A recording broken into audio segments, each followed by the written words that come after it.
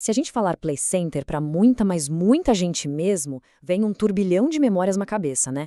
Para milhões de brasileiros, esse nome é mais que um parque. Era quase um rito de passagem, o lugar daquela excursão da escola que a gente nunca esquece.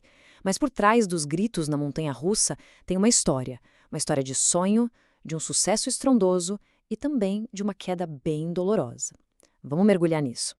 E olha, essa frase, ela acerta em cheio, né? É quase uma memória física. Dá pra sentir o cheiro, ouvir o barulho. É algo que transporta gerações inteiras de volta para aqueles portões ali na Marginal Tietê. Mas como é que esse sonho todo começou? Bom, tudo nasceu da visão de um cara que estava determinado a trazer para o Brasil uma coisa que a gente só via lá fora. O nome dele era Marcelo Gutglas.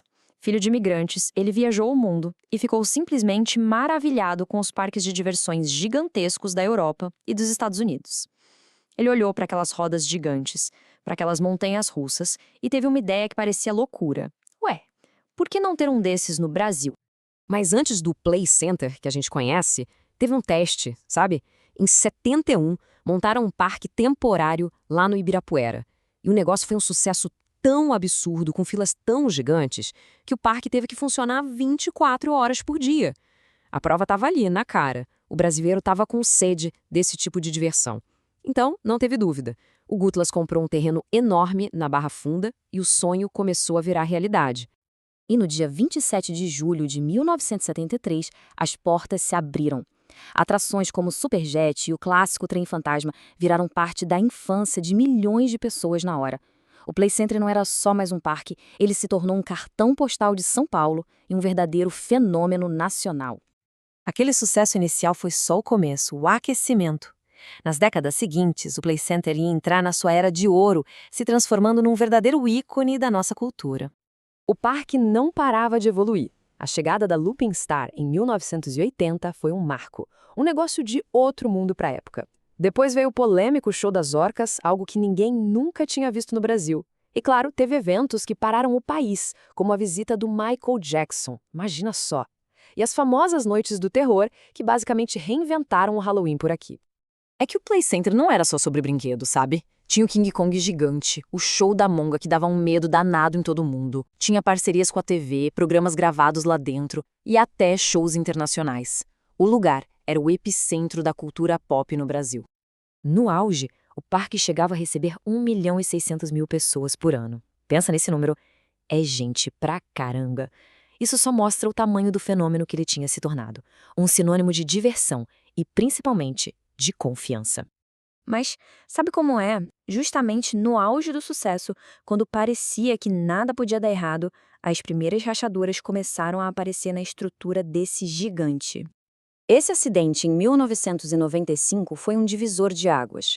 Apesar do menino ter sobrevivido, a notícia abalou a confiança do público pela primeira vez.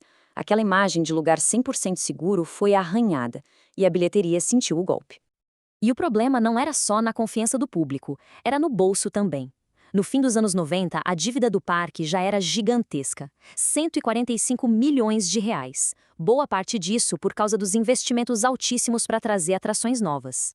E aí, para ajudar, veio uma crise econômica que bagunçou o Brasil inteiro. Com a desvalorização do real, importar aqueles brinquedos espetaculares da Europa e dos Estados Unidos ficou caro demais, quase impossível. O parque acabou ficando preso entre a desconfiança do público e uma baita pressão financeira. Com as finanças abaladas e a reputação manchada, o Play Center entrou no seu capítulo final.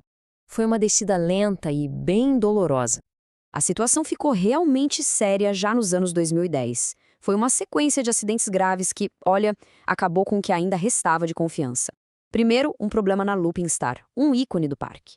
Depois, um ainda mais grave no Double Shock. A imprensa cobriu tudo intensamente. E aí, não tinha mais campanha de marketing que desse jeito. O dano estava feito. E então, em 2012, veio a notícia que ninguém queria ouvir. O anúncio do fechamento caiu como uma bomba para gerações de fãs. A ideia de que aquele portal para a alegria ia fechar para sempre deu início a uma verdadeira peregrinação de despedida nos últimos dias. Essa frase de um funcionário, ela mostra o lado humano da história, né? Não era só um negócio fechando as portas.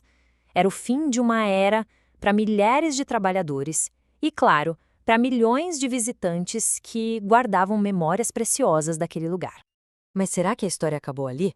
Com os portões fechados e pronto? Não exatamente.